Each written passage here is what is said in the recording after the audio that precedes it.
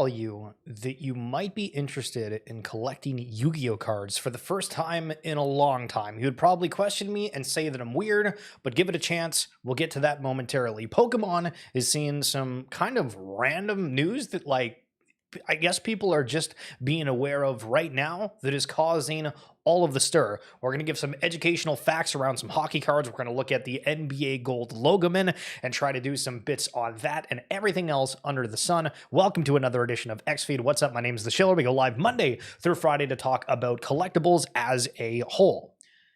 So Phantasmal Flames is the latest English release of Pokemon cards. We have Ascended Heroes that's been released in Japanese, but not yet in English, from my understanding. But on the timeline, people are crashing out over the Charizard card. Now, the Charizard card in Phantasmal Flames is highly in demand, and people are like, oh, this is really great. Why? Well, in specific, because it's got like every evolution of Charizard. This clip in particular of a photo doesn't show all of it, but it's got all the evolutions. And you can see the poor old Charmander has each in front of its face. So instead of wearing glasses, it's wearing the word each. And people are like, what the hell is this? Why? And this has been out for a little bit. So it's funny that this is now making the rounds. And to do it in comparison, well, that's what the Japanese looks like. A bit smaller text, maybe lesser words, letters. I like how it's also got like a little bit of a fire symbol in there. Not even a letter, just straight up the emoji for it. But it does kind of make a difference once you point that out and realize. So that's the latest crash out within the Pokemon card space. And I mean, if that's the biggest crash out that there is, I don't know. I don't think that's too big. That's too big of a deal. So going over to the NBA, have you guys ever been to the store in New York? So Topps Chrome, the NBA set released not too long ago. And you'll see over on the side here that there are these players with kind of a gold lining with it and a signature. And that's for the Gold Logoman. And so if you're wondering what in the heck that's all about, Topps did a post kind of breaking it down. So what is it? Well, the major award winners from last year were gold Logoman patches all throughout the 25-26 season. So if you're watching on TV, try to notice behind. It's a very, very small detail, but you'll notice that the patch on the back of the jerseys are actually a gold one. And so they've taken those patches from those jerseys and inserted with signatures some one-of-ones. Now, apparently, from those one-of-ones, there is also a limit of 4 elsewise that don't have the signatures. They're just simply those gold Logoman cards and ultimately the chase ones. So that's kind of cool, and I hope you guys enjoyed that little bit of a tidbit. Now, it's also kind of neat because I was going down a rabbit hole of like figuring out, okay, what else can we talk about regarding it? Because it is sort of neat. And I found a post where somebody was talking about, well, wouldn't it be awesome if you had players, and it doesn't even matter what sport it is, but they were all able to wear it almost like a badge whenever they had a win, a championship, whatever it be, because every single year for most sports, the jerseys stay exactly the same, except for the fact that you have, patches of the sponsors each year. But what if individual jerseys change? And somebody brought up that back in 2013, that was actually sort of what happened, at least for the All-Star jackets. So not the jersey, but the jackets, and it highlighted players' accomplishments. And I was like, that is actually a brilliant idea, and I wonder if leagues will end up implementing that all moving forward. So when was the last time you took a glazed at the Blue Eyes White Dragon Yu-Gi-Oh card? Well, this is from a tournament pack. So I guess in Yu-Gi-Oh they do reprints. This isn't one of the original. The art, visuals, whatever is the same, but the card is actually a reprint. So I started kind of going around and learning a little bit about this because there was somebody that actually pulled a PSA 10 of this, and the population for it like just doesn't exist. It's a population of 1. I think there's 119 Blue Eyes White Dragon from the set that have been graded, and only one of them got a PSA 10. And so for those packs in which it came from, the OTS Tournament Pack 28 is a booster pack that is available as a tournament prize or participation pack released to the TCG tournament locations. So then you kind of scroll down here and you'll see that the Blue Eyes White Dragon is one of 3 ultimate rares that could get pulled. There is the Chamber Dragon Maid and then the Azumia Leah Sylvia. I've complained about like the newer Pokemons having kind of funky names. We can kind of throw Yu-Gi-Oh probably probably within that mix. But at the same time, if you do look at PSA, these are pretty much the only cards that end up getting graded from PSA. And it's actually really neat that somebody did ultimately end up pulling a graded 10 Blue Eyes White Dragon. All I know is Christmas gifts this year cost me 225% more. I think I'd rather have been poor all along than this becoming poor knowing what stupid crap I bought that made me poor. True. Now, can you imagine if instead you invested in Blue Eyes White Dragon cards? Would that have been better than whatever we bought? Probably. But still, kind of crazy, just the price of everything in general. So speaking of cost pickle, let's get into an absolute doozy. So Beckett Collectibles, which recently got acquired from PSA, they're known for having their Black Label 10. So within grading cards, you'll notice that they have all ranges, right? And one of them that's like the top is a 10, but Beckett has this thing that's like the ultimate Black Label, and if that one's just like, oh, it's a pristine 10, and something that is supposed to be higher than your traditional 10. So that's a little bit about Beckett, but they did this story about a guy from a band that is collecting an extraordinarily expensive set of collectibles. My name is Julian. I'm part of a band called Black Tiger Sex Machine. I'm a collector. I'm here today at the Beckett headquarters to show you something very special to me. I've been playing Magic since I was a kid. I'm on this crazy journey that I started a few years ago. I want to collect every borderless serialized poster of the Lord of the Rings collaboration with Magic the Gathering. I specifically want to collect the serialized cards in BGS 10s, gold or Black Label. I now own one Black Label, Shadow of the Enemy. I've really wanted this card, and look how beautiful it looks. I also have right here Dawn of a New Age. To me, that's an epic moment in Lord of the Rings, and to have it sealed inside a card, I think it looks so cool. Here is Tom Bombadil. This is actually, with Sauron, my favorite borderless poster. I think it looks like a music festival poster, which is something unique to my liking because I'm a musician. Here we have Aragorn the Uniter. Again, another like really cool card to describe a character. And then finally I have Palantir of Orthanc. I actually just graded this one and it came back today as a BGS 10, which I'm so happy about. So the collection is growing, and hopefully one day I'm able to have every single cards. I'm still like a long way to go, but... Still a long way to go. Pickle, higher than a 10 shows how worthless a 10 is. That's actually a phenomenal thought. That's a phenomenal thought. Magic the Gathering is a top tier rich people card game. Well, yeah, it's just like, what in the hell? And then, I mean, for argument's sake, I get that it's a crossover, but I feel like these are such maybe obscure takes of Lord of the Rings where like this, Shadow of the Enemy sorcery, this feels like a card that like doesn't really have anything to do with Lord of the Rings. And they're saying like Saruman here, and it's, you know, completely different and this hyped up cool whatever. I mean, like, I guess for the Seeing Eye Stone, if that's what it's called, or the Palantir, excuse me, that one's sort of it. The Crown one, I feel like you could just throw, or like Dawn of the... I brought up like a list of some of them here. So like as an example, the One Ring, this is the one that Post Malone bought. If you remember Post Malone, he bought it from somebody. I think it was a Canadian, actually, for $2 million. The One Ring, and these are ungraded, by the way, $7,500. Like, okay, here's one for Sauron, $3,000. Gandalf.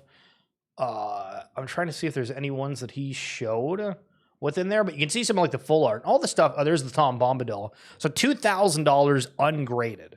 $2,000 ungraded. And you think like if you end up getting a 10 or the Black Label 10, what 5 to 10x the cost? Like, Pickle, you're absolutely right. But I don't know. I'm one of the biggest like Lord of the Rings fans. Sorry, I shouldn't say one of the biggest because there's people that are probably way more into it than I am. And I remember when the set came out. I remember when Post Malone bought it. Yo, Real Video Shane, what's going on? Good morning, good morning. But looking at these cards, I don't know. It just doesn't do anything for me. I thought the Final Fantasy set was awesome, and I traditionally love a lot of the Magic Gathering like collabs. The Secret Lair one for like SpongeBob, that stuff's like hell yeah. And then we're getting to a point of just like weirdness for the sake of like storytelling. Like, are we going to storytelling? for collectibles to be cool? Or are we going for the art to be cool? The first look, a Jude Bellingham 1-of-1 card with actual shavings from the UEFA Champions League trophy. How do we authenticate that, by the way? Like, do we just take the word of Topps and are like, hey, listen, we have the brand name, don't even question it? Or do we think that they actually sat there with like a knife or whatever you do to like scrape off a trophy? That feels hella weird. Or the manufacturer of the trophy, do they like put a little bits to the side and say, hey, if you're a collectibles company, you can say that this is like a part of the trophy? I'm just trying to think of like the logistics around it. The signature though, as we aptly love to do, see how good it is, JB, it's better than what we've seen. It's absolutely better than what we've seen.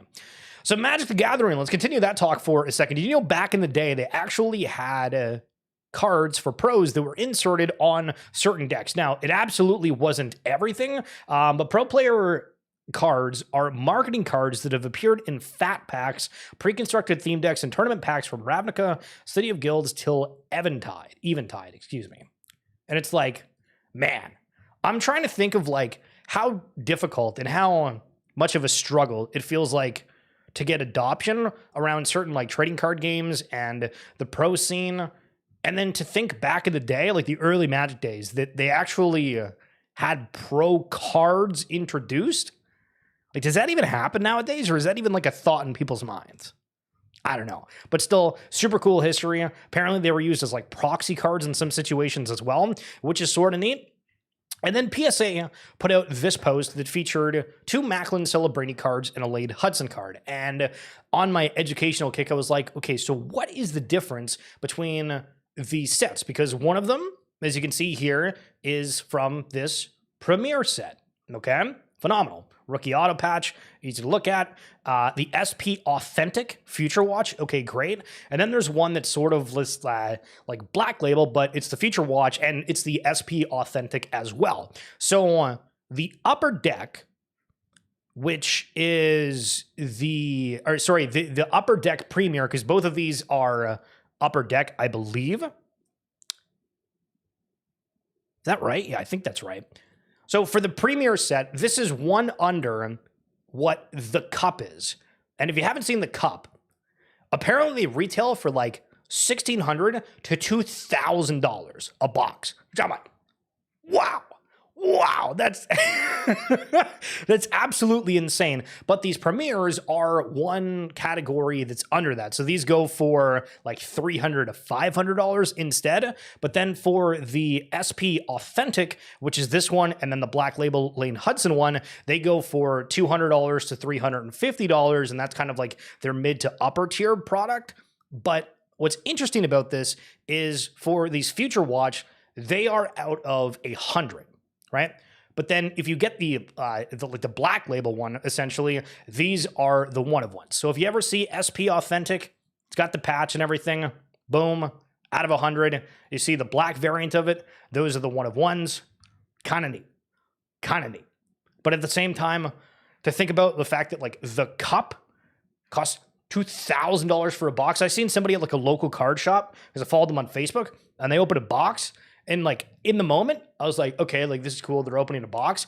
I didn't realize the box cost $2,000. How absolutely unbelievable. Why do we? Oh my God. How do people have all this money? See, this goes back to the point though, Magic Gathering. We're thinking, Pickle, right? That those are the big spenders. Apparently, sports cards are the same. So at the beginning of today's stream, I said, you might feel like you want to collect Yu-Gi-Oh cards once again. These are new overframe cards coming out from Konami, the Blue Eyes White Dragon, the Dark Magician. I think these cards actually look kind of cool. I'm not going to lie. I think these cards look kind of friggin' cool. So we'll see what the uptick is. I know that Yu-Gi-Oh as a whole has kind of not really kept up with some of the other trading cards that are out there, but still at the same time, very, very neat to see. And then released today is the 2025 Bowman Baseball cards. These are first appearances for a bunch of the newest stars, and you can see right here, this is the number 1 pick or former number 1 pick for the Washington Nationals, Ellis Willits, and then the second overall pick for the Los Angeles Angels and Tyler Bremer. So these are some of the chase cards for it. But I mean, just it's nuts. The amount of product that Topps is coming out with around the Christmas time here, and specifically December, is bonkers, bonkers, bonkers, banana pants. Sports card packs are overstocked in every store, so I think cards are going to take a dip soon. So it's funny you bring that up because we just had an announcement from Pokemon that said that they were buying some unbelievably large warehouse essentially to print cards to make sure that there's no like shortage of supply moving forward, where I've also talked with some other people and they're like, yeah, the sports card market's not really necessarily like that hot at all. But then coinciding with that, I've seen more complaints than any other card product on the market of people complaining, saying, I pulled a bajillion of these. I haven't hit like a sports kaboom card, or I haven't gotten this or that, and I've basically wasted all this money. And I don't see that necessarily as much in some of the other genres, but for sports cards specifically, I've seen nothing but complaints since really truly trying to dive into all this collectible scene. And it's so, Pickle, I feel like you're somewhat on the right track. But that's going to be it for this edition of XFeed. Thank you guys so much for tuning in. The shorts have been going absolutely crazy on YouTube. I feel people are extremely judgmental. Like, it's been really cool to hear people's comments and feedbacks on things, but it's funny. I definitely get chewed out on YouTube more than like any other platform, but it's awesome connecting with you guys. I appreciate you coming through with the live streams. If you do want to check out any of those shorts, if you're watching on YouTube, you can go over to the shorts tab. Obviously on Facebook, you'll see all that stuff on there, and then we are cross-posting on X. But it's funny because I have the most followers on X, and obviously we've kind of changed subjects a little bit to what we were covering before, but the reach on X is just completely killed. So I don't know if the algo is that shot. I don't know if short videos are not it. It's unreal. It's unreal. Pickle over on Twitch saying YouTube sucks. Yo, he's throwing it down WWE style. But Shane and Distressed Pickle, I appreciate you guys coming through. Hope you have a phenomenal rest of your day. And if you guys are wanting to have more content, of course, check back on the previous live streams. But we also do the RWA SegMints podcast, excuse me. And one of the recent episodes we just did was with CJ Breen from Leaf Trading Cards. So if you see all this talk around Topps, Upper Deck, everything else, and you're like, is there anyone else that is competing within the space? Well, Leaf Trading Cards is one of them. They do a ton of different things with celebrities, to minor baseball, to doing pickleball, to bowling leagues, to the power slap, if you've seen that stuff. So we get into the nitty gritty on that. It's a super fun interview. I think you guys would absolutely love that. Again, if you're watching on YouTube, that'll be in the description down below. Or if you're on other platforms, just type in RWA SegMints on any podcasting platform, and you will find it. Merry Christmas if I don't see you before then. You as well, sir. All right, that is the longest intro ever. Peace, sayonara, goodbye forever.